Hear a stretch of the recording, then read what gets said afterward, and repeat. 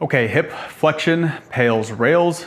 This one is straightforward yet complicated at the same time. For whatever reason, people don't quite seem to understand how to execute this one, so I'll do my best to explain it. All right, so you're gonna need some sort of elevated surface to put your foot on. The higher the surface, the more intense this is gonna be. If you have really tight hamstrings, you can do this on, say like 2 stacked 45-pound plates. If you have decently mobile hips and loose hamstrings, a bench will do. And then if you have an upright or a box to bring your leg higher, even better, right? So with my heel planted on the elevated surface, when you have tight hamstrings, your opposite hip is going to want to rotate away from the stretch. So I'll show you when I bring my right leg up, if my right hamstring is super tight, my left hip and hip pointer and pelvis is gonna wanna rotate away from that leg, right? So what do? We square up by driving that opposite hip point towards the inside of the knee, inside of the ankle, rotating towards it, rotating into it. That's step one, all right? So now I'm gonna switch legs again. So opposite hip is rotating towards that inside knee, inside leg, right? And if you're still not quite feeling a stretch here, that's okay. And again, make sure you have a wall or upright or a dowel to hang on to for this, so it's not a full balancing act. To deepen it even further, people want to lean in, which yes, may give you somewhat of a stretch in the back, but before we start doing anything like that, we want to square up and we want to take our pelvis and pull it back into anterior pelvic tilt. Tailbone comes back, the belt buckle in the front starts tilting down towards the ground. And what that's gonna do, it's literally pulling your pelvis back and it's lengthening all of this tissue in this direction, right? So again, square up, pull that tailbone back, right? And you should feel about a 7, 8 out of 10 stretch from that alone.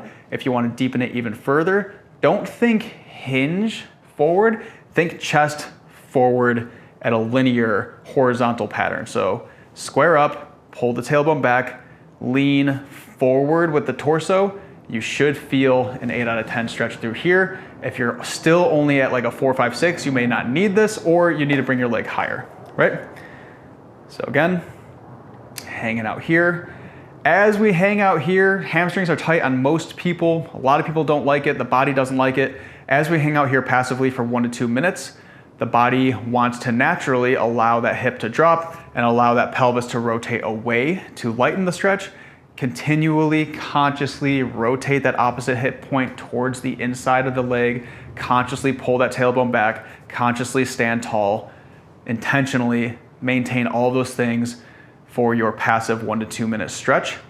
I'm gonna come on out to show you what PAILs rails looks like. PAILs rails is the PAILs ramping up 10%, 20%, 100% safest max effort is we're not pressing down into the bench. We are dig, pull simultaneously.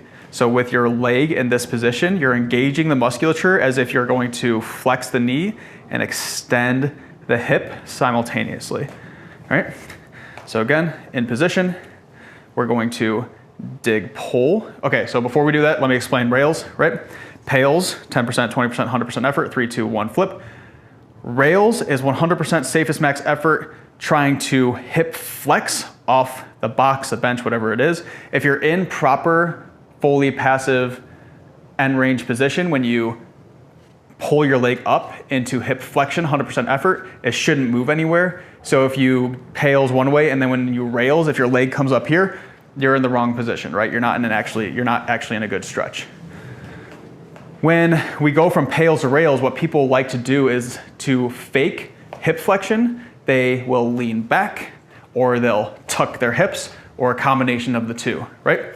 So maintaining this position, PAILs, dig, pull, 10%, 20%, all the way up to 100% effort, 15, 10, 5, 4, 3, 2, 1, rails. Just think all of that musculature in the front hip, squeezing it as hard as you can while maintaining that anterior pelvic tilt, squeezing as hard as you can, try and pulling that leg up off the bench, 15, 10, 5, 4, 3, 2, 1, relax, pull the tailbone back even further, lean in a little more, square up a little further, 3, 2, 1, and relax.